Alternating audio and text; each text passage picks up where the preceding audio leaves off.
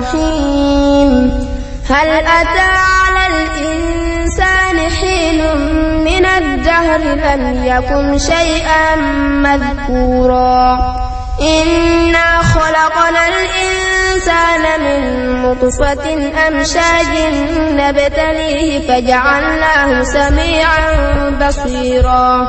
إنا هديناه السبيل إما شاكرا وإما كفورا إنا أعتدنا للكافرين سلاسل وأغلالا وسعيرا إن الأبرار يشربون من كأس كان مزاجها كافورا عينا يشرب بها عباد الله يفجرونها تفجيرا يوفون بالنذر ويخافون يوما كان شره مستطيرا ويطعمون الطعام على حبه مسكينا ويتيما واسيرا إنما نطعمكم لوجه الله لا نريد منكم جزاء ولا شكورا إنا نخاف من ربنا يوما عبوسا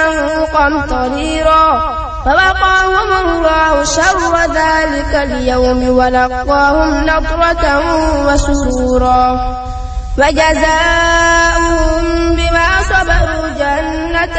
وحريرا متكئين فيها على الأرائك لا يرون فيها شمسا ولا زمهريرا ودانية عليهم ظلالها وذللت قطوفها تذليلا ويطاف عليهم بآنية من فضة وأكواب